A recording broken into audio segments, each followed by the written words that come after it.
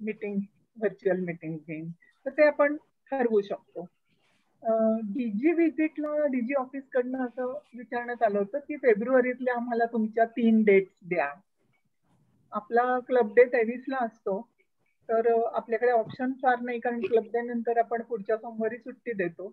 त्यामुळे 7, 14 आणि 21 ह्या प्रायोरिटीच्या सिक्वेन्स मध्येच मी त्यांना कळवलंय. शक्यतो 7 दिली तर चांगलं आहे, 7 फेब्रुवारी.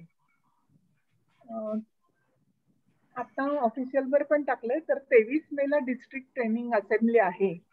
आणि दरवर्षीच्या पेक्षा वेगळा पॅटर्न म्हणजे ही सर्वांना ओपन केली आहे त्यांनी.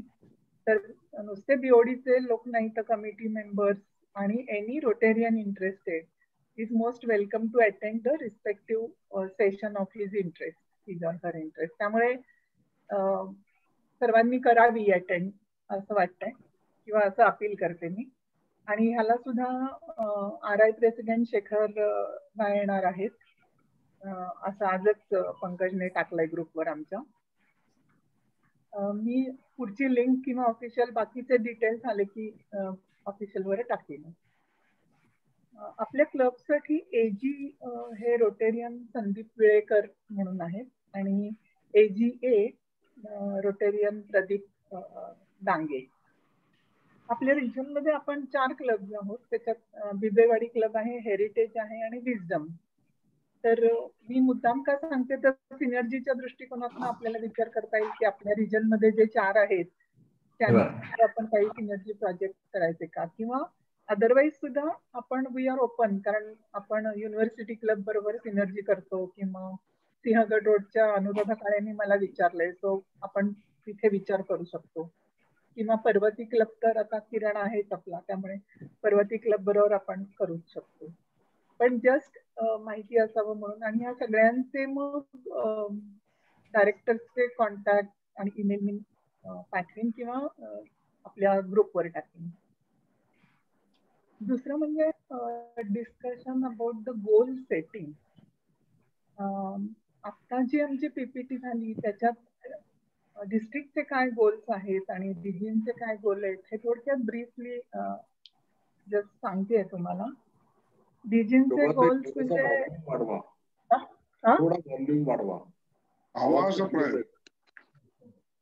आवाज येत नाहीये का? क्लिअर नाही, आम्हाला ऐकू येतं व्यवस्थित. बरं बरं, मी पुढे करते कॉम्प्युटर. तुम्ही डॉक्टर गावांशी बोलताय असं समजा, म्हणजे आपोआप तुमचा आवाज वाढतो. तर डिस्ट्रिक्टचे गोल्स आणि आता येतोय का आवाज? येतोय. डिजिनचे पण गोल्स आहेत. तर मे बी आधी पहिल्यांदा डिस्ट्रिक्ट गव्हर्नरचे गोल्स आहेत. त्यांना खूप रेकॉर्ड्स करायची आहेत, तर गिनीज वर्ल्ड रेकॉर्ड मध्ये सुद्धा आणता येईल असं काही करायचं आहे. डायलिसिस मशीन्स त्यांना 50 पेक्षा जास्त डोनेट करायची आहेत पुढच्या वर्षात. ॲम्ब्युलन्सेस 5 किंवा जास्त. मोबाईल क्लिनिक व्हॅन्स 3 किंवा जास्त. आणि हॅपी विलेज आणि हॅपी स्कूल हे त्यांचं क्लोज टू हिज हार्ट, म्हणजे त्यांना खूप त्याच्यावर महत्व द्यायचं आहे. आपल्या स्ट्रॅटेजिक प्लॅनिंगच्या गेल्या 2 मीटिंग्स मध्ये सुद्धा आम्ही तिघांनी एकमत असं केलं होतं की आपण स्कूलवर नक्की हॅपी स्कूल असंच नाही, पण एक 5 शाळा घ्यायच्या आणि त्या शाळांना 3 वर्षात डेव्हलप करायचं असं एक केलं होतं. तर मला असं वाटतंय तो we are on the right track, आणि त्याला अनिरुद्धचा पण सपोर्ट आहे, मृणालचा पण सपोर्ट आहे, आणि आम्ही हे आपण नक्की करू शकू की आपण त्याचे इव्हेंच्युअली काय हॅपी स्कूलचे पॅरामीटर्स आहेत ते बघून आपण दरवर्षी थोडे पॅरामीटर्स या वर्षी पुढच्या वर्षी असं 3 वर्षात करू शकू. आणि शक्यतो या पुणे म्युन्सिपल कॉर्पोरेशनच्या शाळा घ्याव्यात, कारण खेडेगावात मेंबर्स आपले यायला तयार नसतात, लांब जाण्या येण्यात वेळ जातो, मग प्रोजेक्टला कोणी येत नाही. तर आपण जर पुण्यातल्या घेतल्या तर निदान आपले मेंबर्स इन्व्हॉल्व्ह होतील, आणि मग जरा ॲसिम्युलेशन किंवा हे वाढेल प्रोजेक्ट मध्ये. लोक आल्याशिवाय गंमत वाटत नाही काम करायला. तर त्या दृष्टीने आपण एक्सप्लोअर करू. आणि मी पुन्हा दीपकच्या मदतीने त्या भेटणार आहे शिक्षण अधिकारी आणि ह्यांना. आता सध्या लॉकडाऊनमुळे कोणी भेटणं अशक्य आहे. तर हे त्यांचे असे गोल्स आहेत. आता मेंबरशिप आणि फाउंडेशनला काय गोल्स आहेत डिस्ट्रिक्ट आणि डिव्हिजनचे. तर मेंबरशिपला जनरली त्यांनी सांगितले की minimum net growth of +1 male and +1 female, म्हणजे लेडी रोटेरियन एक आणि नेट ग्रोथ एक मेल, जरी तुम्ही मिनिमम अचीव केलं तरी चालणार आहे. आणि त्यासाठी अर्थातच पोटेन्शियल मेंबर्सची शोधण्यासाठी मला तुम्हा सगळ्यांची गरज लागणार आहे. मी सगळ्या घर वापसीसाठी लोकांना पूर्वीचा प्रयत्न करणार आहे फोन करून. आणि आपल्याच क्लब मधल्या अनेक ॲन्स मला अशा डोळ्यासमोर दिसतात की त्या ॲन्स होऊ शकतील. उदाहरणार्थ शिल्पा नाईक आहे, प्रतिमा दुरुपकर आहेत, खूप ऍक्टिव्ह आहेत आणि आपण त्यांना अपील केलं तर त्या विचार करू शकतील. फायदा एवढाच आहे की आपलेच लोक असल्यामुळे त्या सस्टेनेबिलिटी हाय राहते, म्हणून आपल्या लेडी मेंबर्सना आधी आपण प्राधान्य देऊया. एक नवीन क्लब सुद्धा त्यांना बरेच, पण माझ्या डोक्यात एक अगदी लाऊड थिंकिंग म्हणून मी आता इथे सांगते की आपल्या सगळे अनेट्स खूप पुढे येऊन सगळ्या आपल्या प्रोजेक्ट्सना मदत करतात, तर त्यांचा एक ई क्लब आपण अनेट्सचा सुरू करावा का, असं एक मला खूप वाटतंय की लहानपणापासून एकमेकांना सगळे अनेट्स ओळखतात बरेचसे आपल्यापैकी, आणि ई क्लब केल्यावर त्यांना तसं काही प्रॉब्लेम नाही आहे, तर ते त्यांना आपण प्रोजेक्टसाठी आणि इतर बाबतीत सुद्धा सगळा आपण सपोर्ट देऊ शकतो. They are familiar to Rotary culture. तर हा म्हणजे एक लाऊड थिंकिंग आहे आणि विचार करू शकतो, कारण सॅटेलाइट क्लबला 10-12 मिनिमम 12 काहीतरी लागतात, तर हे अवघड नाही असं मला वाटतंय, पण वी कॅन डिस्कस. दुसरं फाउंडेशनच्या बाबतीत त्यांची जी गोल्स आहेत ते पोलिओ फंडला जवळजवळ $1 लाख आणि APF ला मात्र 1 मिलियन म्हणजे $10 लाख असं त्यांचं टार्गेट आहे. ह्या पुढे जाऊन त्यांनी अशी सांगितलंय की 1 जुलैला आपण प्रत्येक क्लब मधनं काहीतरी एक चेक फाउंडेशनसाठी त्यांना कारण ते शेखर मेहता डीजींच्या इन्स्टॉलेशनसाठी येणार आहेत, तर त्यांची इच्छा आहे की 1 जुलैला प्रत्येक क्लब कडून, म्हणजे 138 क्लब येतं, 138 चेक आपण शेखर मेहतांना देऊ शकलो पाहिजे. तर ते काही मला असं वाटतं एक मेंबर काही अवघड नाहीये, पण बघा तुम्ही विचार करा की हीच अपॉर्च्युनिटी आहे आणि आपण अपील करायचं लोकांना की $100 फाउंडेशनला द्यायला, तर ते सुद्धा अर्थात तो असेंब्लीत, शरदच्या असेंब्लीत डिस्कस करायला आहेच इश्यू, पण जेवढे जमतील तेवढे आपण द्यावेत, म्हणजे एकानेच द्यावं असं नाही, पण एक विचार करण्यासारखा आहे किंवा चर्चा करण्यासारखा हा इश्यू आहे आता. बाकीचे त्यांचे बरेच गोल्स आहेत की more than 4000 members will donate for foundation, पण ते डिस्ट्रिक्ट लेवलला आहे. आता फाउंडेशनशी रिलेटेड आहे म्हणून इथे सांगते की ग्लोबल ग्रँट खाली मागच्या वर्षी आपण 3 कन्सेप्ट नोट्स आपल्या क्लब तर्फे सबमिट केल्या आहेत. त्यातली एक आहे म्हणजे करंट प्रेसिडेंट शरदना कॅपॅसिटी डेव्हलपमेंट किंवा काय म्हणता येईल त्याला, स्किल डेव्हलपमेंट, की रुरल भागातून येणाऱ्या मुलांची एम्प्लॉयबिलिटी वाढवण्यासाठी असं, आणि त्याचं विद्यार्थी सहाय्यक समितीच्या काही ऑथॉरिटीज बरोबर बोलणं झालेलं आहे की जरी त्या 3 हॉस्टेलची मुलं घेतली तरी बऱ्यापैकी नंबर दरवर्षी मिळू शकतो, अशी एक ती चांगली नोट आहे. मी माझा इंटरेस्ट रुरल एरियामध्ये असल्यामुळे आणि हेल्थमध्ये असल्यामुळे मी 20 प्रायमरी हेल्थ सेंटर्सना 20 बेबी वॉर्मर्स आणि आशा वर्कर्सना बायसिकल्स आणि बेबी स्लीपिंग बॅग असं एक वेगळं प्रोजेक्ट कन्सेप्ट नोट केली आहे, saving live of weight babies म्हणून. आणि नितीन अभ्यंकर यांनी सायकल भरारी 600 सायकल्सचा प्रोजेक्ट दिलाय.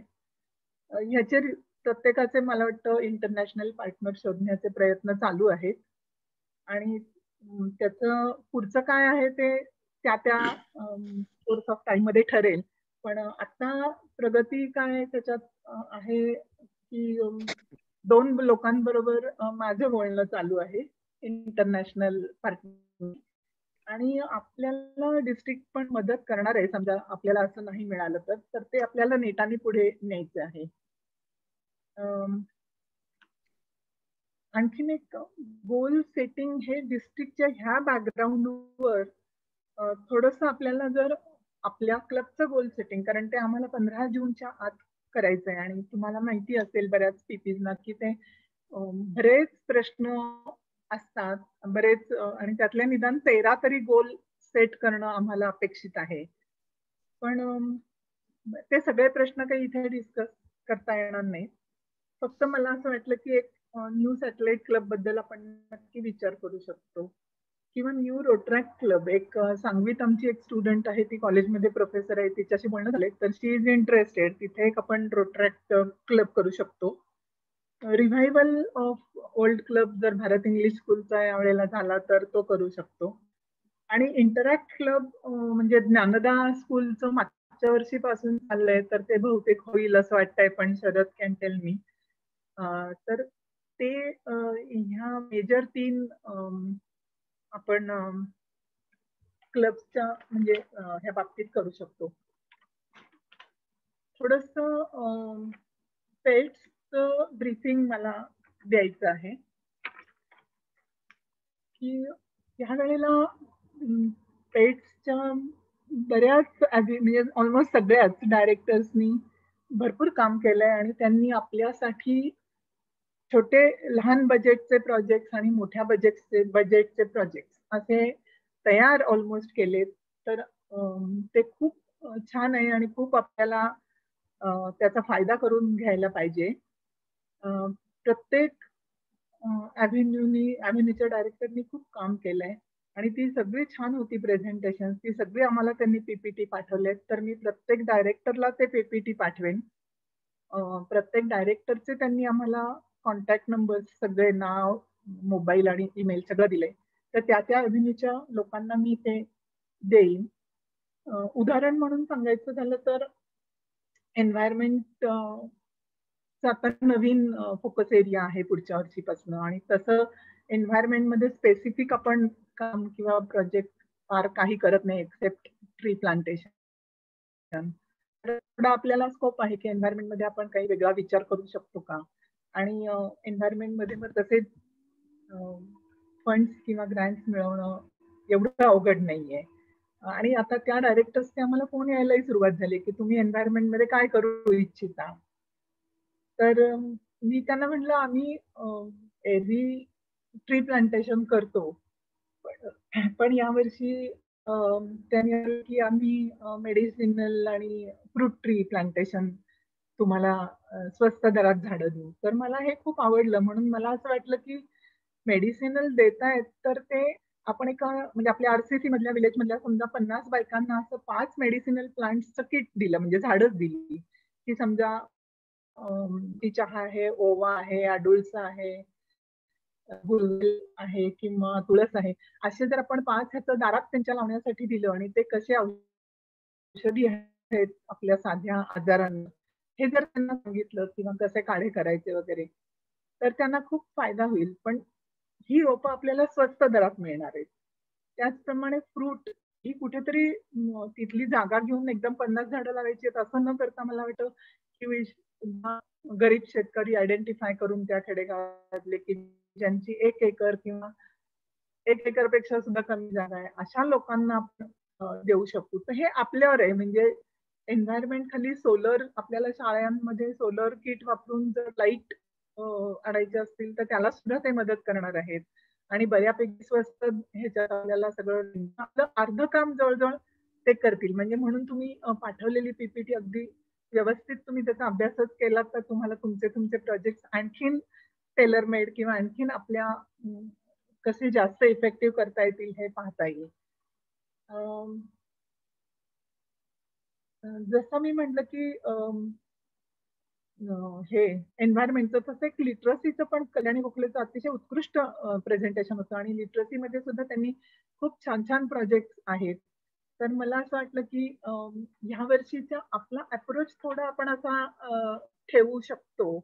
पहा तुम्ही कसं की आपले बरेचसे प्रोजेक्ट आपले जे नेहमीचे आहेत ते आपण चालू ठेवणारच आहोत, पण मे बी वेगळे प्रोजेक्ट ऑल टुगेदर आणण्यापेक्षा वेगळ्या पद्धतीने आहेत ते प्रोजेक्ट आपण जर केले it differently rather than bringing new project. तर थोडंसं म्हणजे थोडी व्हॅल्यू ॲडिशन प्रत्येक प्रोजेक्टमध्ये आपण जर थोडी व्हॅल्यू ॲडिशन केली तर त्याचा खूप इम्पॅक्ट होईल असं वाटतं मला.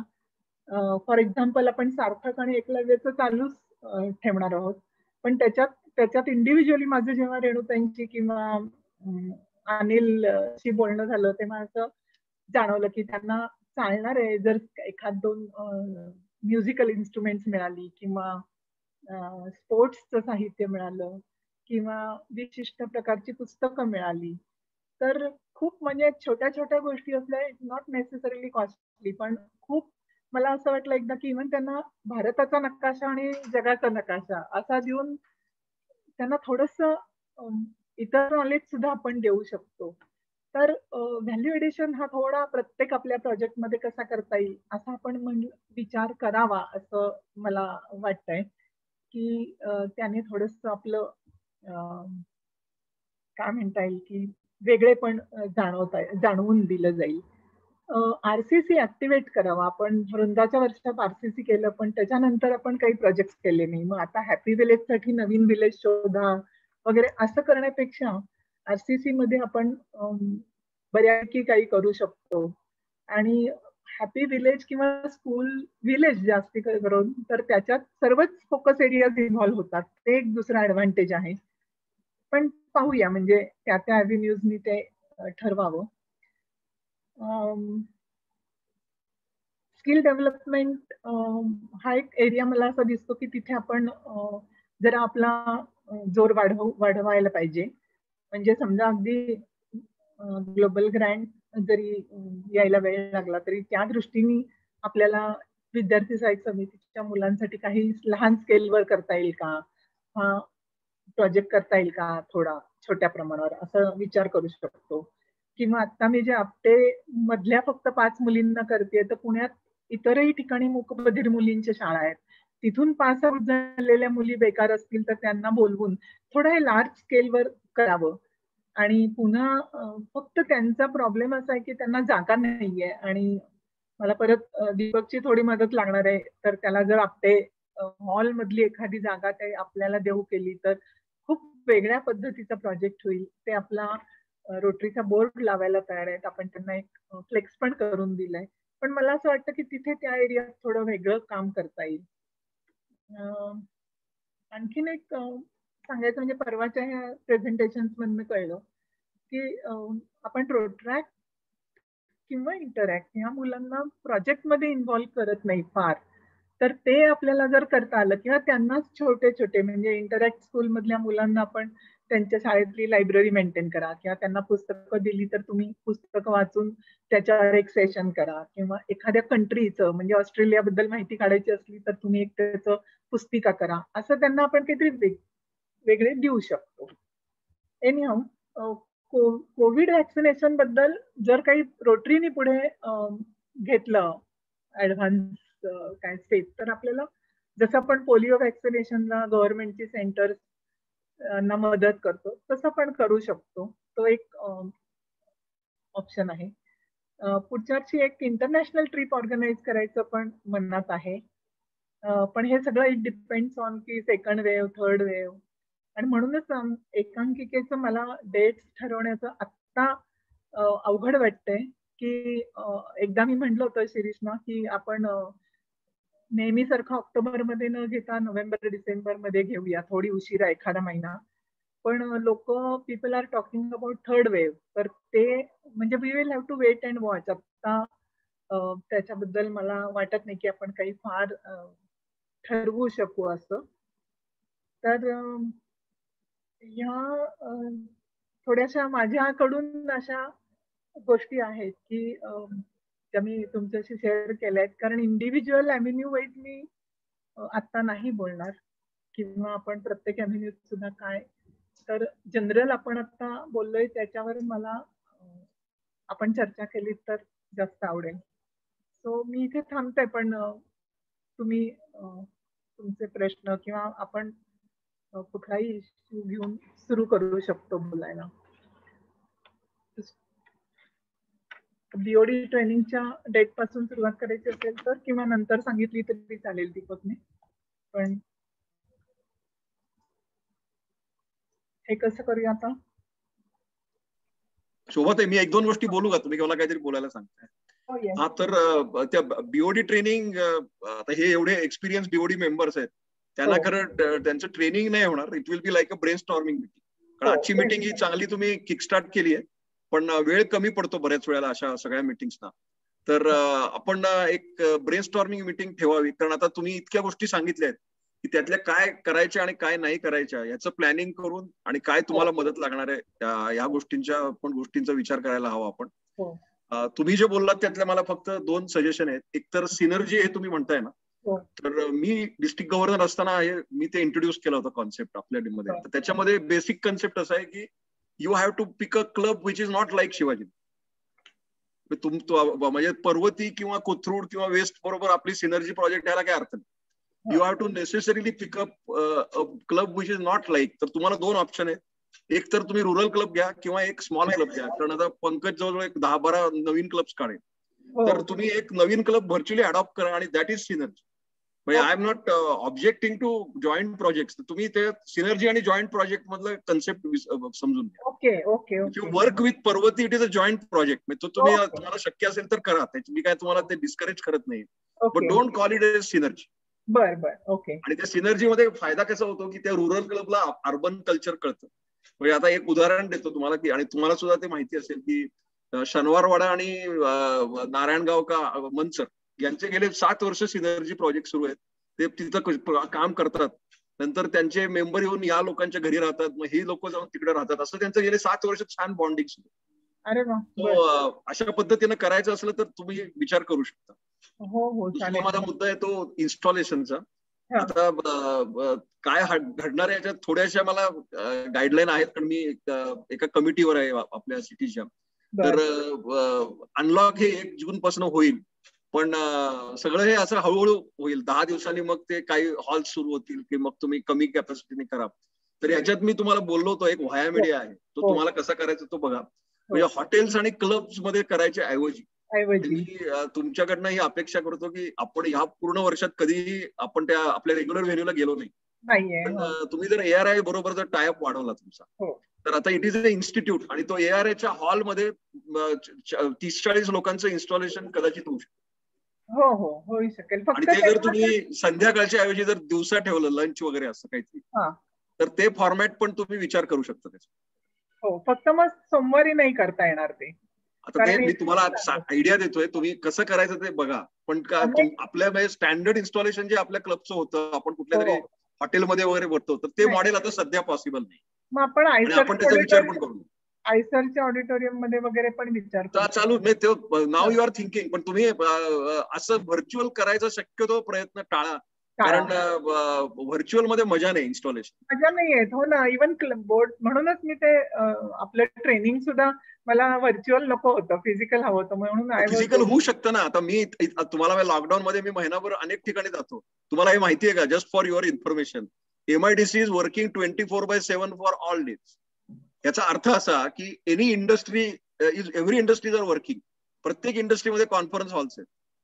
आता मी 2 बोर्ड मीटिंग कायनेटिकच्या चिंचवडला अटेंड केलेत गेल्या एवढ्या महिन्यामध्ये, लॉकडाऊनच्या काळामध्ये सांगतो. So some discussion can happen. आपल्याकडे काही तुमच्याकडे रिसोर्सेस आहेत.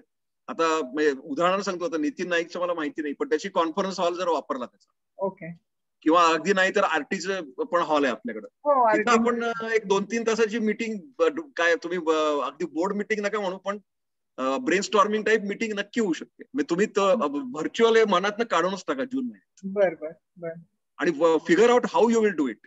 ओके, नक्की करेन. आणि मेंबरशिपच्या बाबतीत मी तुम्हाला आत्ताच कॉशन करतो की आपल्या क्लबचा इतिहास नवीन क्लबच्या बाबतीत फारसा चांगला नाहीये. आपण आतापर्यंत 2 वेळा ते अटेम्प्ट केल्यात गोष्टी, आणि दोन्ही क्लब बंद पडले नंतर. आणि त्याच्यामध्ये प्रॉब्लेम असा असतो की उत्साहाने रोट्रॅक किंवा रोटरी क्लब सुरू करणं हे शॉर्ट टर्म गोल ठीक आहे, पण ते सस्टेनेबल राहतं का हे बघायला पाहिजे, फार महत्वाचं. हो, म्हणूनच मी म्हंटल की इतर ठिकाणी जाण्यापेक्षा आपले आपण मग ते त्यांची मोठ बांधून, पण ते फक्त आपल्याच क्लबचा प्रॉब्लेम नाही. मी तुम्हाला हिस्ट्री म्हणून सांगतो की नवीन मेंबर घालवण्यात 3131 इज वर्ल्ड नंबर 1 हे तुम्हाला माहितीये का? गेल्या 10 वर्षामध्ये आपण किमान 6,000 मेंबर घालवले गेल्या 10 वर्षात. So this membership is always very tricky thing. आणि आता म्हणजे मी आता अनेक मीटिंग अटेंड करतोय आणि Shekhar Mehta himself is worried की आता जून मध्ये किती मेंबर जातील. म्हणजे आमचं एस्टिमेट आहे की 3131 मधनच 500 जातील बिकॉज ऑफ व्हेरियस रिझन्स. आता तर माझी तुम्हाला पहिलं टार्गेट तुम्ही हे ठेवा की आपलं रिटेन्शन हे ठेवा. ऍडिशनच्या ऐवजी रिटेन्शनवर पहिला फोकस करा, नंतर ऍड करा. तर आता तुम्ही तुमच्या मेंबरशिप टीम आणि तुम्ही आता इतर लोकांचा फीडबॅक घ्या की हु आर लायकली टू गो, त्यांच्यावर काम करायची गरज आहे. आणि खूप पूर्वी आपल्याकडे असिम्युलेशन कमिटी होती, म्हणजे त्या आता सध्या या कोविडमुळे लोक भेटत नाहीत, पण छोट्या छोट्या प्रमाणात असिम्युलेशन होऊ शकतं. म्हणजे एखाद्या मेंबरला वाटलं की आपल्याला वाटतंय की तो कदाचित जायची शक्यता आहे, तर त्याच्याशी काही लोकांना बोलायला सांगा तुम्ही, किंवा त्यांना ब्रेकफास्टला बोलवा. असं काहीतरी करून हे अरेस्ट करायचा प्रयत्न करा. कारण नाहीतर हे आपलं कसं आहे, त्या हॉटेलमध्ये 5 स्टार मध्ये गेला तर एक रिव्हॉल्विंग डोअर असतो. म्हणजे एका डोअर मधनं 8 मेंबर आले आणि दुसऱ्या डोअर मधनं 9 मेंबर गेले, त्याला काय अर्थ नाही ना. तुम्ही आता 100% रिटेन केले तर that is a great achievement. Okay okay. तर ते एक बघा. आणि बाकी कॉर्पोरेट डोनर्स वगैरे मी तुमच्याशी स्ट्रॅटेजिक प्लॅनिंग मध्ये बोललोय, पण त्या गोष्टी आपण ब्रेनस्टॉर्मिंग मीटिंग मध्ये बोलू. कारण हे जे तुमचं अम्बिशियस गोल आहे, खूप फंड रेझिंग करायचं, 3 ग्रँट करायच्या, हे शिवधनुष्य आहे. कारण ग्रँट मध्ये किती गोष्टी असतात हे ज्यांनी ग्रँट केली त्यांना माहिती आहे. आणि ऍव्हरेज आपल्या क्लबचा ट्रॅक रेकॉर्ड आहे की आपण 1 वर्षात 1 ग्रँट करतो, पण 3 ग्रँट करायला प्रचंड वेळ लागतो. खूप मॅनेजमेंट टाइम आहे आणि त्याच्यात टाइम कमिटमेंट खूप आहे. आता ही ग्रँट कधी सँक्शन होते, ती कधी तुम्हाला पार्टनर मिळतो, हे नोबडी कॅन प्रेडिक्ट. ते कधी पैसे येतात. So you will have to consult president elect म्हणाल की तिच्या काळात जर होणार असेल तर त्या बाबतीत तुम्ही कन्सल्ट करायला पाहिजे. आणि 3 ग्रँट खरंच करायच्या का, हा स्वतःला आपण प्रश्न विचारला. नाही पण आपल्याकडे तेवढे पैसे आहेत का? कारण मेन प्रॉब्लेम आहे तो पैशाचा. आणि ग्रँट शेअर जो असतो ना, आणि मला गव्हर्नर, मी त्याला अतिशय जवळून ओळखतो. तो प्रत्येक डीडीएफचा पैसा तुमच्याकडे एपीएफ मध्ये वसूल करणार, हे लक्ष आत्ताच मी तुम्हाला वॉर्न करतो. तुम्ही 3 ग्रँट मिळून जर त्याला सांगितलं की मला एक $15,000 डीडीएफ दे 3 ग्रँट मिळून, तर तो म्हणेल मला 15,000 एपीएफ द्या. असं करून तो $1 मिलियन टार्गेट म्हणतोय.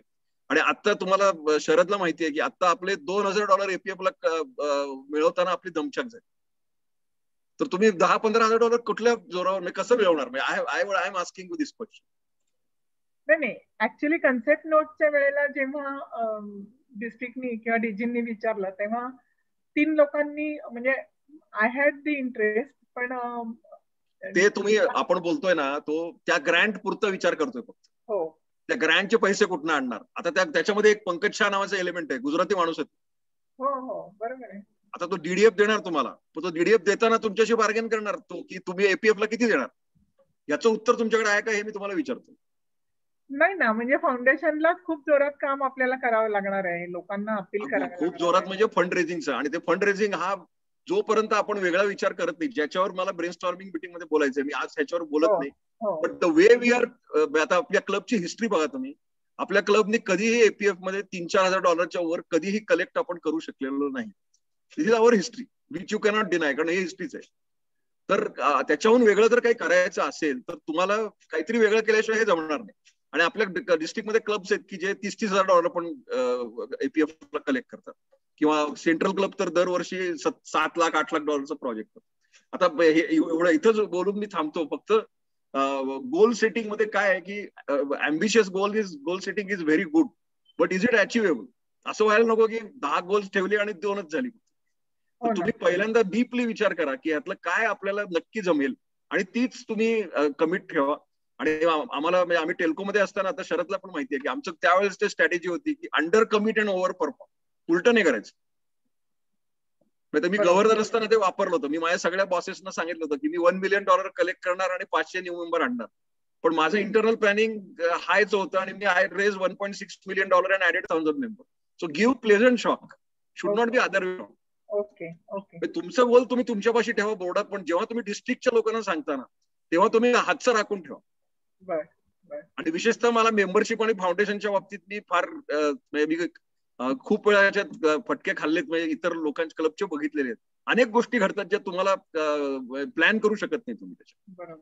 आणि ह्या 2 गोष्टी अशा आहेत की तो नंबर गेम आहे. कोणी म्हणाला की तू 10 मेंबर मी आणतो, आता तर तुमच्या डोक्यावर बसेल ना, तुम्ही 10चं गोल आहे, मला 10 मेंबर दाखवा. बरोबर.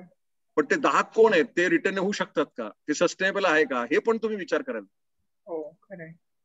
आणि एक दुसरं म्हणजे तूच पर्सनल मीटिंग मध्ये सुचवलं होतं की ते मी आता सांगायचं विसरले, की आपल्याला ते CSR रजिस्ट्रेशन आणायला पाहिजे. एक 24 तासात ते मी शेखरशी बोललोय आणि ते होतंय.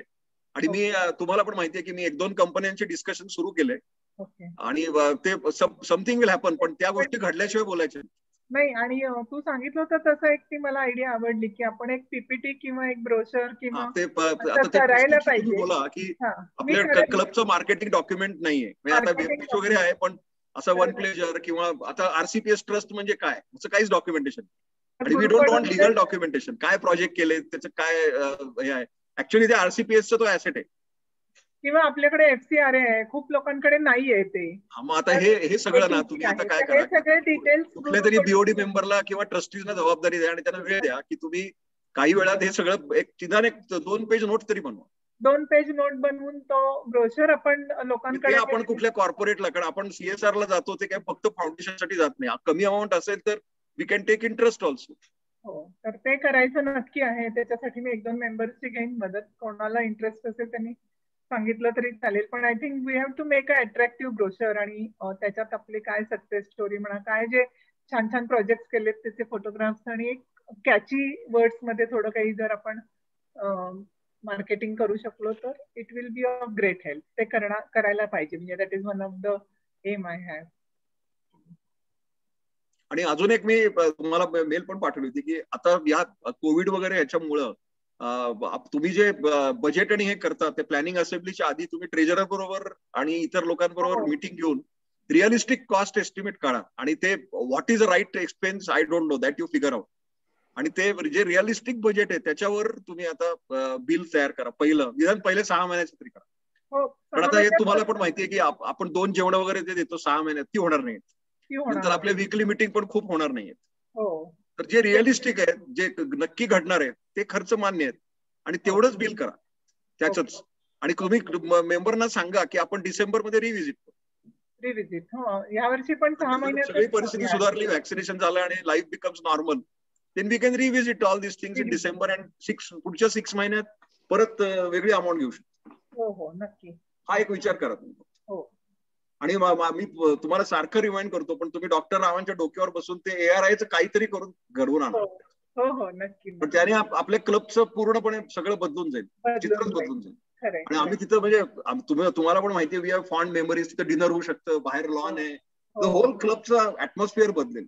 तुम्ही ते करा. आणि म्हणजे निदान महिन्यात 1-2 मीटिंग जर तिथं आपण घेऊ शकलो तर त्याने असिम्युलेशन वाढेल. पण आता हे कसं आहे ना, मेंबरशिप लॉस मध्ये ना, हे virtualisation is a big element. कारण त्यामुळे लोकांची रिलेशनशिपच नाही होत, मैत्रीच होत नाही, जी रोटीची मेन फाउंडेशन आहे ती. बरोबर आहे. खरंय. येस. कोण आणखीन बोलणार आहे? सजेशन. आता तुम्ही दीपक जे बोलला की मेंबरशिप बद्दल म्हणजे वाढवणे, आणखीन त्याच्यापेक्षा जो मोठा आस्पेक्ट आहे, इम्पॉर्टंट आस्पेक्ट आहे की मेंबर रिटेन करणे. काही काही जे गळती लागण्याची शक्यता आहे तिथे तुम्ही काही करणार असलात तर I be happy to work with you. काही मेंबर्स आहेत त्यांच्याशी बोलायचं असेल, त्यांना भेटायचं असेल, कॉल्स करायचे असतील तर in case drive this activity I will join you. आपले आहे जे एक्झिस्टिंग मेंबर ते जायची शक्यता आहे त्यांना रिटेन करणं आवश्यक आहे, तर त्या बाबतीत I join hands with you. हो, कालच 2 दिवसापूर्वीच शरदचा मेल आलाय की तुषार चिटणीस आणि ते लिव्ह करतात, त्यांनी राजीनामा दिलाय. तुषार चिटणीससाठी कोण? ते 2 जण. अलका मेंबर नाहीये ना? नाही मेंबर नाही, म्हणजे तुषार सोडतोय. तर आपण Tushar Chitnis has given his resignation आणि Shekhar Kale he is also confirming that he doesn't want to continue. आणि पण त्याच्याच बरोबर तुम्हाला असं काय, आता Sharad, I am asking this question, तुला असे काही काठावरचे लोक वाटतात का की जाऊ शकतात असं? म्हणजे अशी पण परिस्थिती व्हायला नको की आपण ड्यूज भरले आणि नंतर तो माणूस निघून गेला, मग ते ड्यूज रिकव्हर करणं बिकम्स अ पेन. अंडरस्टँड. अशा जर असतील तर एक हा BODने विचार करावा की त्या लोकांच्या तुम्ही जोपर्यंत चेक येत नाही तोपर्यंत त्यांना पोर्टलवर ठेवू नका. हे काही क्लबमध्ये असं घडतं, ते जून मध्ये त्यांना डिलीट करतात आणि जर तो माणूस गेला तर ठीक आहे, पण त्यांनी पैसे भरले तर त्याला परत ऍड करतात. तो त्याचा बोजा येत नाही क्लबला. बरोबर. कारण आता हे नवीन रूल प्रमाणे रोटरीच्या ना, जर तुम्ही जर ते डिलीट नाही केलं तर त्याचे सगळे ड्यूज पेएबल होतात. आता तरी हे 2 मेंबर जे आहेत याच्या बाबतीत अलर्ट आलेला होता आणि तो मी उज्ज्वलकडे पण दिलेला होता आणि शरदकडे पण दिला होता. त्यामुळे हे 2 मेंबर सोडणारे ते अपेक्षित होतं. अजून काही नाही आहेत ना असं विचारतो. अजून कोणी आहेत का? असे दोनच आहेत का? अजून तरी तुर्त तसे नाहीयेत, कारण ज्यांच्याकडनं मी रोस्टर करता डिटेल्स मागवतोय ते सगळ्यांचे येत आहेत. ज्यांच्याबद्दल कुंपणावर आहेत का असं भीती होती ते अजून तरी तसं नाही, कारण सगळ्यांचे डिटेल्स आलेले आहेत एक्सेप्ट दीज 2. नाही मग एक काय करा शोभात आहे, तुम्ही इन्फॉर्मली म्हणजे हे असं लिगल डॉक्युमेंट मध्ये नाही पण असं प्रेमाने सगळ्यांना सांगा की आम्ही सगळ्यांचे तुमचे ड्यूज भरणार आहे, तर तुम्ही जुलै महिन्यात तुमचे चेक वेळेवर द्या, असं एक छान कम्युनिकेट करा. म्हणजे नंतर जुलैमध्ये तुम्ही बिल पाठवलं की रिझाईन करायला नको, एवढं फक्त व्हायला. बरोबर. आणि जर तुम्ही नंतर रिझाईन केलं तर रिझाईन ड्यूज तरी भरा. आता हे कसं कम्युनिकेट करायचं, I leave it to you in a very nice way. Okay okay. Tushar चिटणीशी कोणी बोलू शकेल का चांगले? तुषारची आपल्याकडे आता हे सिकेपके आहेत ना, गुरु पालेकर, मिलिंद पालकर, त्याचे घट्ट मित्र आहेत. पण त्याचे काय रिझन्स काय आहेत बघायला पाहिजे. Because if he has health problems then it is difficult. Mainly health issue आहे. हा मग देन वी कॅन परस्यू की तू अल्काला मेंबर करतो का, तू अण्णा झाला प्रयत्न करून झाला.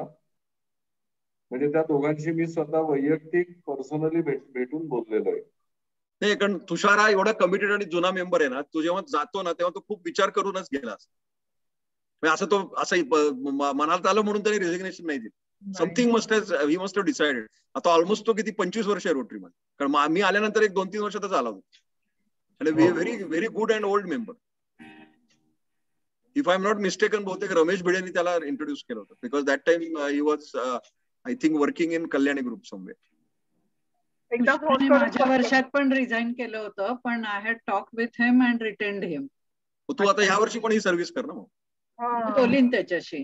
पण मला करतो ज्यांना जे त्याला ओळखतात चांगले, आपण प्रयत्न करायला हरकत नाही. कारण तुम्ही रिटेन्शन जर अरेस्ट थांबवलं ना तर it's a big service to root. नवीन मेंबर ऍड कराच, पण चाललेला मेंबर जर थांबवला तर that is a very big.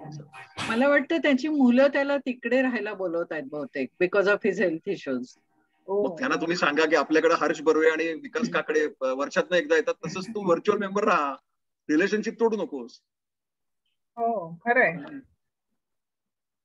आणि खूप वेळा आपले इतर मेंबर 6-6 महिने किंवा आता बर्वे वगैरे सुद्धा किती दिवस नसतातच ना. आता काय झालंय की कोविडमुळे व्हर्च्युअल मॉडेल हे राहणारच आहे. जरी परिस्थिती नॉर्मल झाली तरी महिन्यात 1-2 मीटिंग व्हर्च्युअलच होणार.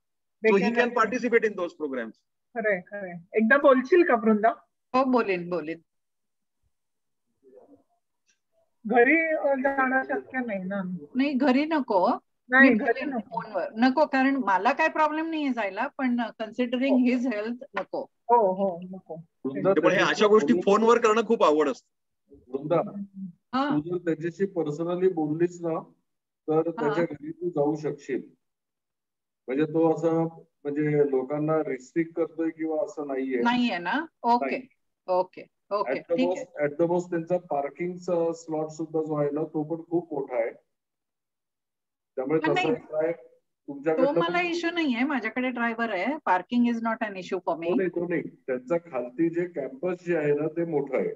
त्यामुळे घरी न जाता तिथे सुद्धा तो गप्पा मारायला खाली येऊ शकतो. Okay, I will talk with him आणि फाइंड आउट. आणि तुझ्याबरोबर मी पण I would be happy to come with you. चालेल. मी उशिरा जॉईन झाले, सो आय डोंट नो. बऱ्याचशा गोष्टी झाल्या होत्या. I am sorry for that. पण मग आता मध्ये म्हणजे दीपक बोलत होता तेव्हापासून मी आहे.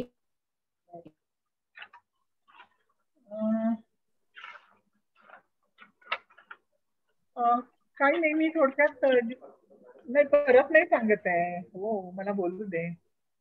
काय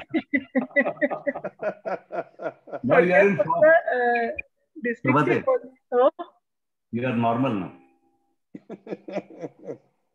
शोभाते याचं बहुधा आपण रेकॉर्डिंग करतोय, त्यामुळे मृणाल ते नंतर बघू पण शकेल बहुधा. हो चालेल चालेल. हो मृणाल, इज इट ओके?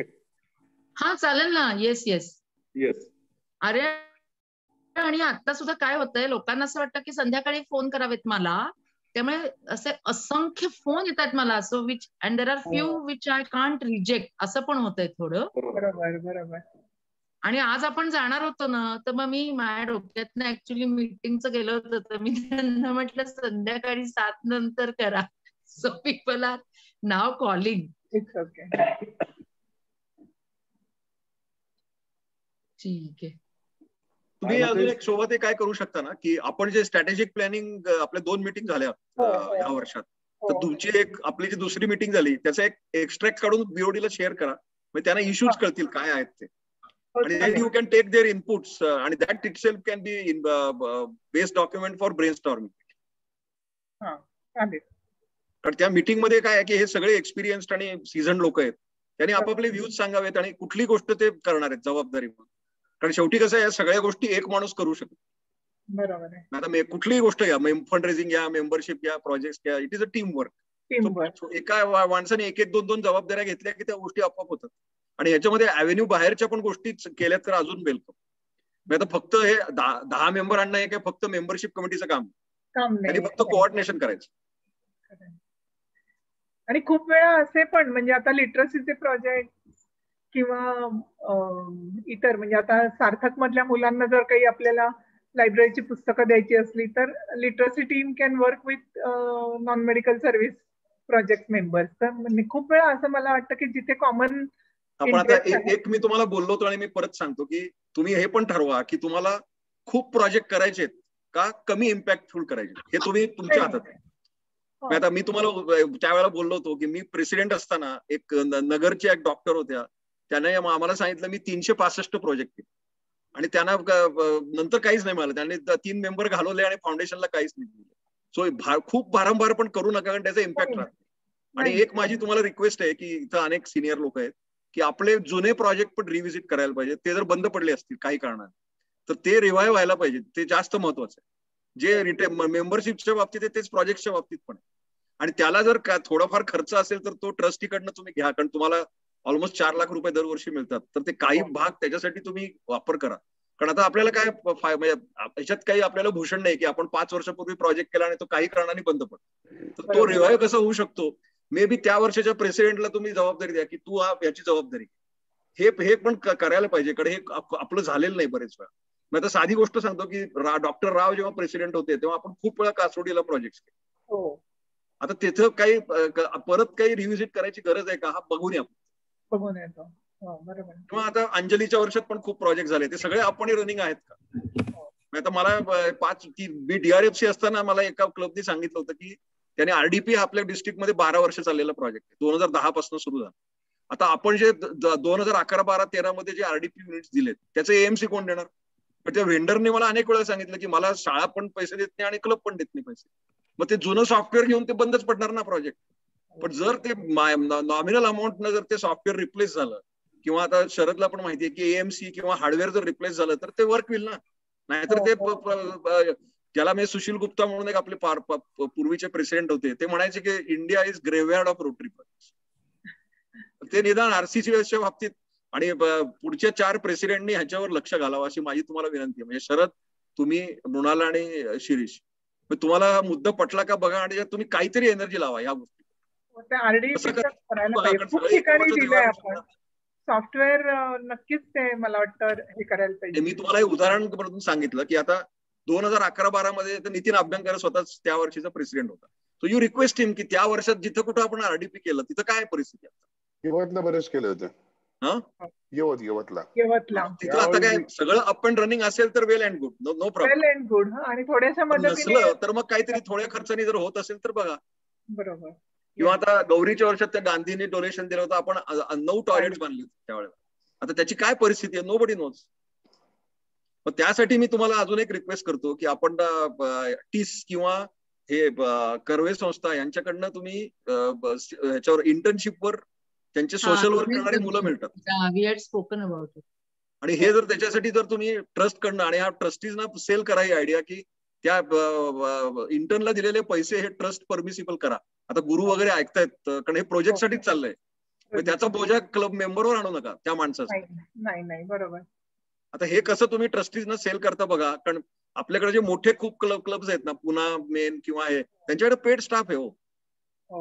त्यांची स्वतःची ऑफिसेस आहेत ती गोष्ट वेगळी, पण त्यांच्याकडे पेड स्टाफ आहे. हा इफेक्टिव्हनेस मध्ये खूप फरक पडतो. तर हे paid staff model through interns आपण तयार करू शकतो हळूहळू.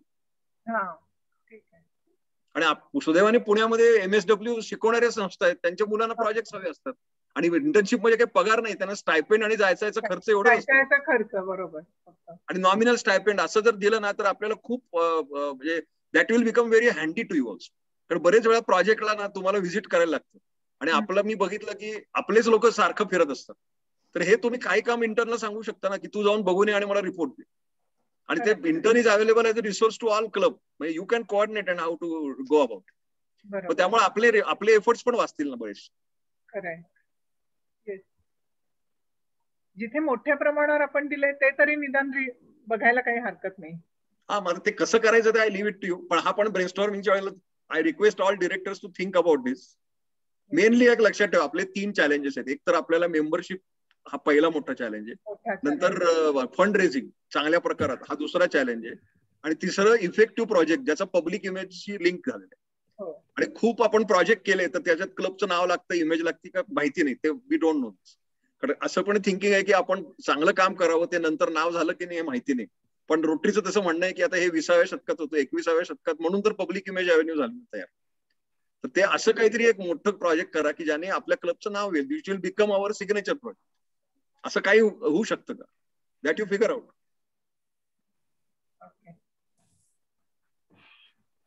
आणि तुम्ही जे म्हणालात ते मी अभय आपटेशी बोलतो, तर नाव लावून ते तयार असेल डीप अँड डम स्कूलमध्ये. अभय इज व्हेरी नाईस पर्सन, तो कधीच नाही म्हणणार. आणि दुसरं नाही तर मग आपल्याकडे विद्यार्थी सहाय्यक समितीचे 3 हॉल्स आहेत. इथे कुठेतरी अकोमोडेट करणं काय अवघड गोष्ट नाही. पण पहिल्यांदा आपण आता कसं आहे की आता सगळ्या शाळा बंद आहेत, त्यामुळे आता आपण डिस्कशनच करू शकतो. आणि स्कूल्स ऑगस्टला उघडतील का नाही हे पण माहिती. म्हणजे इन्फॉर्मली ते म्हणतात की आम्ही जानेवारी पर्यंत मुलं आणू शकू का हे आम्हालाच माहिती. आणि ते झालं मुलं नाहीच येणार. मुलं शाळेत येणार नाहीयेत. मुलं ही शाळेत डिसेंबर नंतर विचार होईल. आपण तेच म्हणतोय मी, जानेवारी नंतरच तसं असेल तर आपल्या प्रोजेक्ट पण आपण व्हिजिट करायला पाहिजेत ना. कारण आपण जर आता म्हणतो की स्किल डेव्हलपमेंट फॉर विद्यार्थी सहाय्यक समिती, मुलंच नसतील तर कोणाला स्किल डेव्हलपमेंट. माझं आणि शोभा त्यांचं परवा एक बोलणं झालं, तर हा मुद्दा मी याच्या आधी डिस्कस झाला नसेल तर पहा, म्हणजे बोल ना की आपण शाळांमध्ये आता हे नाही करू शकत बाकी प्रोजेक्ट, पण टॅब्स देणं हे करू शकू. कारण की अजूनही काही शाळा, जशी की ज्ञानदा नावाची शाळा आहे जिथे अंडर प्रिव्हिलेज मुलांसाठीच्या शाळा आहेत, तर ते प्रोजेक्ट न करता हे प्रोजेक्ट केले तर मला असं वाटतं जो ड्रॉपआउट रेट आहे, जो आपल्याला 1-2 वर्षांनी शाळांच्या बाबतीत दिसणार आहे, this is what researchers are feeling, that maybe there will be a great dropout in the number of students in coming years, especially girls and all those who are the borderline children, ज्यांना 40-45% मिळून ते pass होतात. पण अशांची ही जी मुलं आहेत त्यांना मुळातच बिचाऱ्यांना काही येत नसतं कन्सेप्च्युअली, आणि ते ड्रॉपआउट होतील. तर हे सगळ्यासाठी जर आपण आतापासून टॅब्स दिले तर किमान काही मुलांना त्याचा फायदा होईल आणि ते शिक्षण कंटिन्यू करतील. टॅबची कॉस्ट माहिती आहे ना तुला? It is not a very easy project to do. आणि आपल्या क्लबचं किंवा टॅब म्हणा किंवा आपण आपले साधे अँड्रॉइड फोन्स आहेत जे त्यांना ऑनलाईन शिक्षणासाठी, त्याच्यावरती आपण विचार नाही तुमच्यासारख्या टेक्निशियन्सनी सांगावं की आपण फंड हा शेवटी सगळं ते रुपी बँकेचं वाक्य आहे, पैशाचं सोंग नाही आणता येत.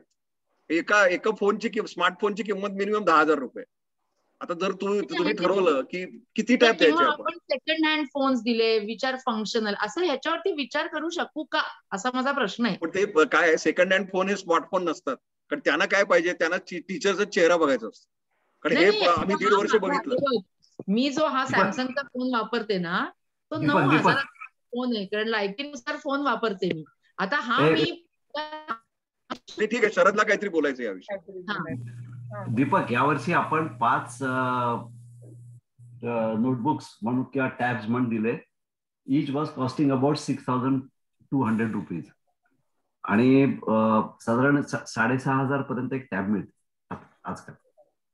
आणि आपण ती असेंबल्ड टॅब घेतली होती आणि it has work quite well. आणि we are talking about 4-5 numbers, म्हणजे या स्मॉल स्केलवरच आपण बोलतोय. हो. आपण आता इथंच आपल्याला सिनर्जीचा फायदा होऊ शकतो की आपल्याकडे एक कुलबीर दौड नावाचा रोटेरियन आहे. तो त्यांनी कोट्यवधी रुपये रोटरी फाउंडेशनला दिले टू डोनेट टॅब. फक्त त्याचं म्हणणं असं आहे, आणि जिथं इतर क्लब डिसएग्रीमेंट करतात त्याचं म्हणणं असं आहे की I will give tabs for adult literacy only. आणि ऍडल्ट लिटरसीचा अर्थ असा की तो टॅब घरी गेला की तो मुलगा त्यांना शिकवेल. म्हणजे ते it doesn't become a unit only for school education. He wants adults also to get educated. त्याचं एक अक्षरधारा म्हणून सॉफ्टवेअर आहे TCS, ते फुकट मिळालेलं आहे आपल्याला. आपण जर अशा प्रकारे विचार केला तर त्याचं कुमार शिंगारे म्हणून ट्रस्टी आहे, तो आपल्या अनेक लोकांना माहिती असेल. तर then the project can be. मी हा मुद्दा याच्यासाठी मांडला की आपण केलं तर आपण फक्त 5 स्टेप दिले, पण if we tie up with Kulbir दौड मे बी 50 पर्यंत जाऊ शकतो ना आपण. जाऊ शकतो. नाही, आणि अजून एक रिव्हिजिट द प्रोजेक्ट. हो, येस.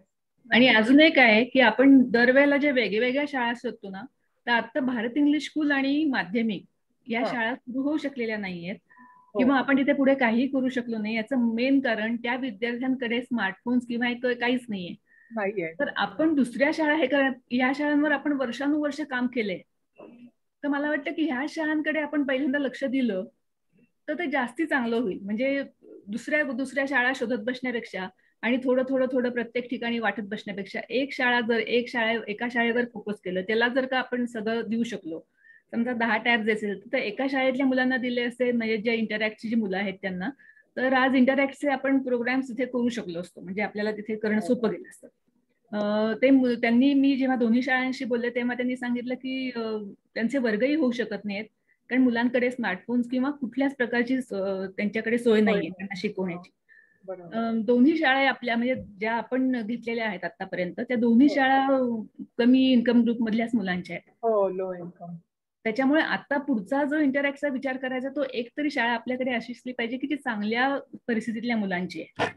म्हणजे आता मी जेव्हा डिस्ट्रिक्टशी बोलले तेव्हा त्यांनी मला असं सांगितलं की तू एकतरी इंटरॅक्ट असा ठेव की जो चांगल्या ह्याच्यातल्या मुलांचा असेल, तर मग तुम्ही तुमचे प्रोजेक्ट रन करू शकाल. नाही तर मग आता यावर्षी जशी परिस्थिती झाली की आपण मॉडर्न कॉलेज आणि MMCOE मध्ये आपण करू शकलो, पण आपण इंटरॅक्टला काही करू शकलो नाही, कारण त्यांच्याकडे काही सोयच नव्हती.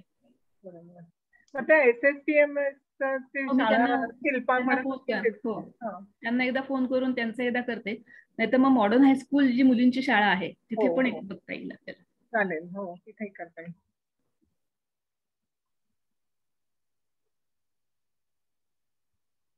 मला असं वाटतं की प्रत्येक डायरेक्टर बरोबर शोभाताई जी मीटिंग होणार आहे ना, डायरेक्टर त्या अव्हेन्यूच्या अंडरचे चेअरमन आणि मेंबर, तर त्यावेळेला या बाबतीत एक आपल्याला डिटेल कदाचित बोलता येऊ शकेल. नाही, आता ह्या तुमच्या सगळ्या सजेशन्सचा विचार करूनच मग ते प्लॅनिंग होईल ना, मायक्रो लेवल प्लॅनिंग. तर पुढच्या आठवड्यापासून मी त्या अव्हेन्यू वाईज घ्यायचा विचार करते. हे तुम्हाला शेवटी प्लॅनिंग असेंब्लीला प्रेझेंट करायला लागेल. तुमच्याकडे एक महिना आहे आता हे सगळं करायला. हो, युटिलाइज इट, नो प्रॉब्लेम. म्हणून मला खरं ते BOD ट्रेनिंग, आपलं ब्रेन स्टॉर्मिंग हवं होतं पुढच्या आठवड्यात. मग तू डेट सांग मला की फर्स्ट वीक. माझा डेट हा प्रश्न नाही हो, तुमच्या या सगळ्या लोकांच्या डेट घ्यायला पाहिजे. I am one of them. माझा डेट हा कन्स्टेंट नाहीये. मला फक्त माझं म्हणणं काय की ते brainstorming should be physical. आणि ते ऍक्च्युअली जर आपण आता सुद्धा आपण 15 दिवस लॉकडाऊन मध्ये म्हणतोय, पण सकाळी 8 ते 11 वगैरे कुठेही भेटलं काय असं इम्पॉसिबल नाही. 12 पर्यंत पोलीस पकडत पण नाहीत. नाही, पण रेस्ट्रिक्शन आहे ना नंबर. लोकांनी एकत्र यायला त्याला बंदी आहे ना, जास्त लोकांना. ऑफिसमध्ये आता तुम्हाला मी परत सांगतो ना, ऑफिसमध्ये काहीच प्रॉब्लेम नाही. पण तुम्हाला मी अजून एक आयडिया देऊ का? हॉस्पिटलच्या कॉन्फरन्स रूम मध्ये जाऊ. नको. It is 25 people आणि नॉट मोर दॅन 2 hours. आपल्याला 2 hours लागणारच नाहीये. 2 तास लागतील. पण म्हणजे ते 20 लोक कुठे आहोत आपण? काय 25 भेटणार होत ना? आता 20 लोक आहोत, पण तुम्ही ठरवा आता कसं करायचं. हो ना, स्पेशलिस्ट. हॅलो, आपली एकूण 23 लोकांची ही कमिटी आहे, म्हणजे ज्याच्यामध्ये BOD प्लस परमनंट इन्व्हायटी. तर ह्या 23 लोकांच्या ह्याच्याकरता म्हणजे सिन्स उज्ज्वल इज देअर, तर उज्ज्वलचं ऑफिसचा जो कॉम्प्युटर मध्ये तो मोठा आहे. आपल्याला काही एसी आवश्यक आहे असं नाहीये. म्हणजे आपल्याला सफिशियंट सोशल डिस्टन्सिंग ठेवता. आणि काय सोबत आहे 1 जून नंतर अनलॉक होणार आहे, तर आपण जून फर्स्ट वीक मध्ये हे मीटिंग घेऊ शकतो. चालेल, मी तेच म्हणलं फर्स्ट वीक ऑफ जून ठेवूया टेंटेटिव्हली आता. आणि तिथे सुद्धा असं हॉटेल क्लबच्या ऐवजी असंच कुणाच्या तरी ऑफिसमध्ये, आणि it can be either breakfast और लंच मीटिंग डे टाइम मध्ये ठेवा. हो, डे टाइम. आरटीचं चांगला ऑफिस, इव्हन आरटीचा आहे ना तो. आरटीचा पण चांगला आहे. हो, येस, चालेल.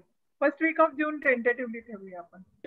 शोभा, ते एक फक्त मला इनपुट द्यायचं आहे, जे आपले आता शाळांमध्ये जे सगळे आता टॅब्स आणि ह्याच्यावरती एज्युकेशन चाललंय, जे सेशन्स आता व्हर्च्युअल सेशन सगळी चालली आहेत. श्वेतानी मला एक इनपुट दिलेलं आहे, म्हणजे जस्ट कॅज्युअली दिलेलं आहे, की जो लहान मुलांचा एज ग्रुप आहे बिटवीन 6 to 12 years, ह्याच्यात गेल्या वर्षभरात प्रचंड आय प्रॉब्लेम्स यायला लागलेले आहेत. 3-4 तास शाळेचा अभ्यास, 4-5 तास टीव्ही पाहणं आणि लॅक ऑफ एक्सरसाइज, या सगळ्याचं मिळून. त्यामुळे शाळा जेव्हा चालू होतील फिजिकली, त्यावेळेला may be a health checkup और some this issue also should be addressed, आणि it is going to be a major issue in future, कारण हे virtual learning model is going to continue. आता पाहिलं तर 6 आणि 7 वर्षाच्या अनेक मुलांना चष्मे लागायला लागलेले आहेत. So this is which possibly we can think of as a part of the project in the schools. Especially health issues पण खूप येत आहेत. मेंटल हेल्थ इश्यूज पण खूप येत आहेत. पण मग ओके, मुलांच्या शाळा चालू झाल्यावरच हे करता येतील. पण this is one of the areas which possibly can be ऍड्रेस्ड.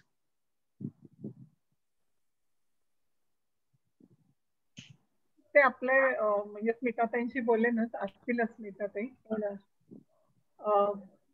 Individual avenue wise discussion मध्ये नक्की लक्षात ठेवते, त्यांना सांगते मग.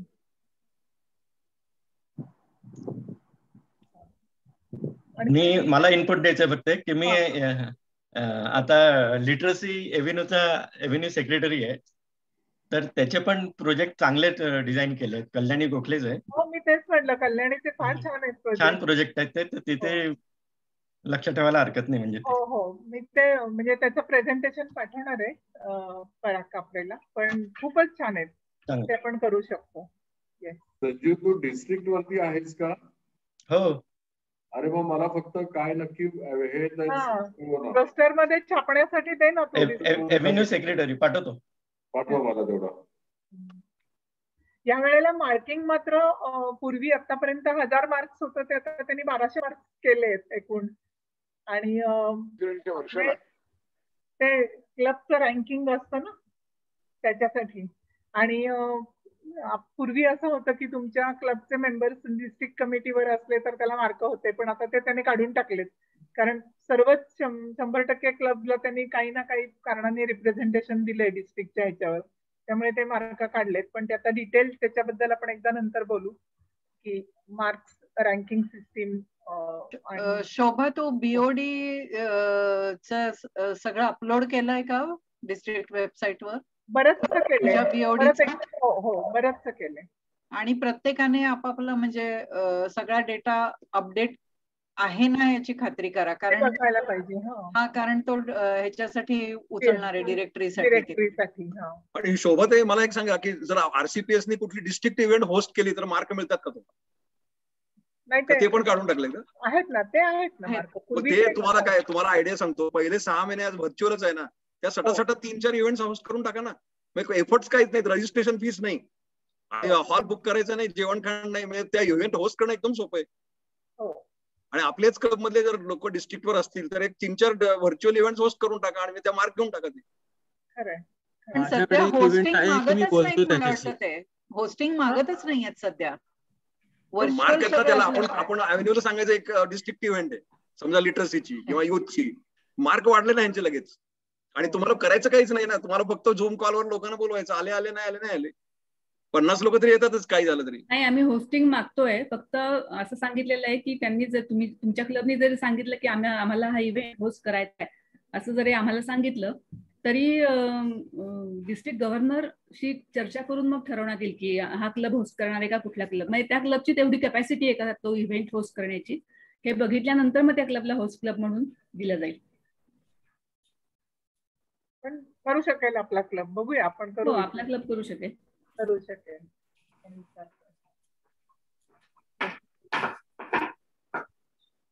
आणि काही आहे कोणाला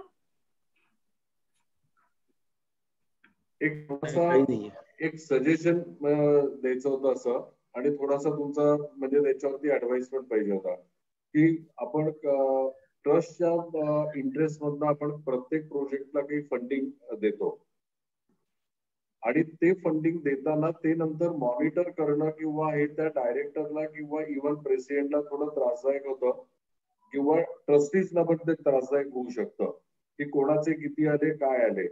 तर त्या दृष्टीने आपण एक अव्हेन्यू वाईज गुगल ग्रुप तयार करावा का की ज्या ठिकाणी से फॉर एक्झाम्पल युथ म्हणा किंवा याच्यात मेडिकल और नॉन मेडिकल, तर या ठिकाणी जे तुमचे जे दिलेले आहेत फंड्स ते एवढे आणि त्याच्यामध्ये डोनेशन एवढी आली हे फक्त त्या गुगल शीटवर अपडेट केलं तर ते सगळ्यांना शेअरिंग होत जाईल त्याचं.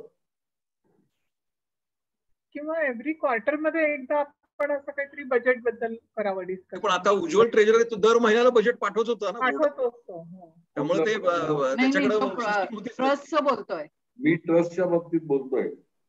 Trust okay. गुरु तो म्यूट आहे. मी ट्रस्टच्या बाबतीत आणि प्रोजेक्टच्या बद्दल बोलतोय.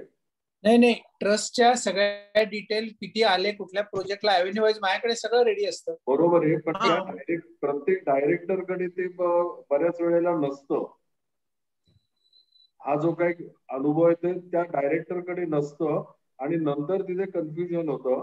तर त्या दृष्टीने जर आपण सिंपल गुगल शीट केलं तर संजीवला मी त्या केसमध्ये जर रिक्वेस्ट करू शकतो की सेम मला फॉर्मॅट शेअर केला तर मी हे करू शकतो, दर महिन्याला हे करू शकतो. नाही गुरु मला काय म्हणायचंय की त्या डायरेक्टरचं कोणाशी तरी बोलणं होतं. म्हणजे हे मी वृंदाच्या वर्षात जेव्हा नॉन मेडिकल जात होतो तेव्हा मी तुझ्याबरोबर ते शेअर करत होतो की अरे हे एवढे पैसे, ते बजेटिंग आपलं एक्झॅक्टली प्रॉपर त्या वर्षी होत गेलं. पण हा एक खूप त्रासदायक मुद्दा आहे. तर उद्या जर वृंदाने यावेळेला ती नॉन मेडिकल मध्ये किंवा गौरी युथ मध्ये तर ते गुगल शीट तयार करून ते फक्त त्या डायरेक्टर, प्रेसिडेंट आणि ट्रस्टी असं जर शेअर झालेलं असेल तर कोणाचे फंड्स आले तो डायरेक्टर त्याच्यामध्ये त्याचं पोस्टिंग करू शकतो. सॅम्पल बेसिस वरती संजीव आणि मी असं एक ट्राय करून बघतो आणि कोणातरी एकाला शेअर करतो. तो जर योग्य वाटलं तुम्हाला तर ह्याच्यात ऍडमिनिस्ट्रेटिव्ह काम हे बऱ्यापैकी वाचेल. आणि अव्हेन्यू वाईज बजेटही ठरवायला. Avenue wise correct, avenue wise budget दिलेलं आहे. तर तसं त्याचं गुगल शीटच जर तयार केलं आणि ते त्या डायरेक्टरला ऍक्सेस आहे, त्यामुळे त्यांनी जर कोणाचं डोनेशन आणलं असेल तो त्याच्यामध्ये हे टाकेल. गुरुकडे ते डोनेशन आलं, गुरु त्याच्यावरती डोनेशन रिसिव्ह आणि स्पेंडिंग हे झालं. हे अक्रॉस द टेबल त्या डायरेक्टरला आणि ट्रस्टीला कळत जाईल. हा एक आपण ट्राय करून बघायचा का? हो चालेल ना. चालेल. म्हणजे आपल्याला प्रोजेक्ट डायरेक्टरला आता म्हणला गुरु तसं प्रत्येक डायरेक्टरला आपण एक अव्हेन्यू वाईज डिस्कशन करू, तेव्हा बजेट लिमिट देऊ आणि त्याच्यावर शक्यतो एक्सीड नको करायला किंवा त्याच्यासाठी मग आपण स्पॉन्सर्ड काहीतरी प्रोजेक्ट डायरेक्टरला पण अंदाज येत राहील की अरे माझं बजेट किती राहिलं किंवा किती अजून करू शकते एक्सपेन्स, असं प्रत्येकाला अंदाज येईल. संजीव तू आहेस ना अजून मीटिंग मध्ये? मला गायब झालेलं दिसतोयस. नाही आहे. एक माझ्या डोक्यामध्ये थोडीशी आयडिया होती, एकदा तू थोडासा याच्यावरती विचार करू म्हणजे तसा एक सॅम्पल बेसिस वरती आपण तयार करूया. त्याच्यातनं इझी होईल असं वाटतंय. बघू ऍडमिनिस्ट्रेटिव्ह काय प्रॉब्लेम येतात त्याच्यात. करू एक पॉइंट माझ्याकडे की आपल्या क्लबचं झूम लायसन्स दर 26 तारखेला रिन्यू करावं लागतं कारण मंथली आहे. तर 28 जूनला आपलं इन्स्टॉलेशन जर असेल तर मला 26 जूनला रिन्यू करावं लागेल. you like to continue the same license, I can keep renewing it even in your year, and if it is acceptable to you. Otherwise, मला 26 जूनला I have to tell them की I don't want a renewal, and then you will have to do a separate. पण हा club expense आहे, तर तो बजेटमध्ये टाका ना. आणि आता कसं आहे की आपलं काही झालं तरी हे व्हर्च्युअल मॉडेल चालणारच आहे. एव्हरी वीकली नाही होणार, पण महिन्यात 2 तरी मीटिंग होतीलच. हो नक्कीच. त्यामुळे whatever it is, you take it as a cost, आणि आपण त्या बजेटमध्ये टाकू ना. जसं पंडितचं केटरिंग आपण आता मिस केलंय, तसं तर त्याच्यात झूमचे पैसे मिळतील थोडेसे. नाही, त्याचा पॉइंट आहे की मला असं वाटतं, इफ आय अंडरस्टँड करेक्टली, की त्याच नावावर कंटिन्यू करायचं का, यू वॉन्ट टू चेंज, असं आय थिंक. चेंज काय, आरसीपीएस नावाने ना. नाही शरद डोळे नावाने येतं ना. शरद डोळे नावाने येते. पण तो जर मीटिंग होस्ट करायला तयार असेल तर ते तुम्ही ठरवा ना. तो शेवटी it doesn't make any difference. You are fine with it ना शरद? तुला काय प्रॉब्लेम नाही ना? मला काय प्रॉब्लेम. मग काय, मला वाटतं ते नाव चेंज करावं, कारण नाव चेंज करू आपण. हॅलो, नाव चेंज करू. प्रॉब्लेम त्याच्यामध्ये असा आहे की you have to pay through a credit card. Okay, pay ते रिएम्बर्स करून घ्या ना. ते treasurer will reimburse you that. I will continue that renewal. फक्त आपण त्याचं नाव चेंज करू, फर्स्ट नेम आरसीपीएस करून टाकू. त्याला काय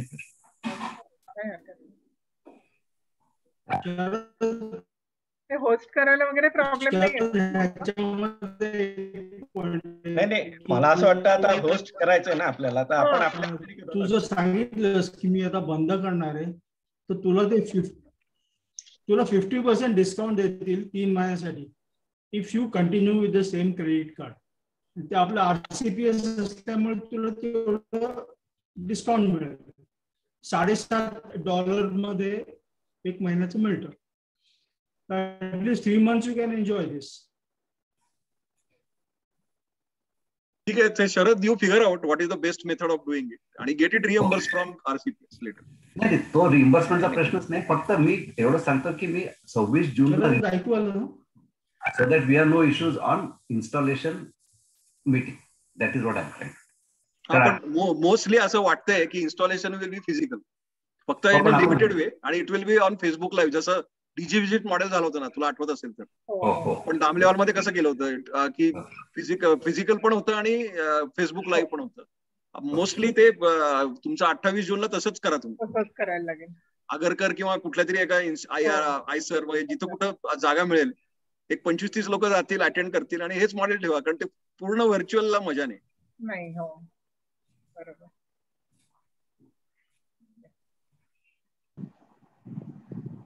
ठीक आहे, मग अजून काही नसेल तर मग बहुतेक हायब्रिड करायला लागेल ना.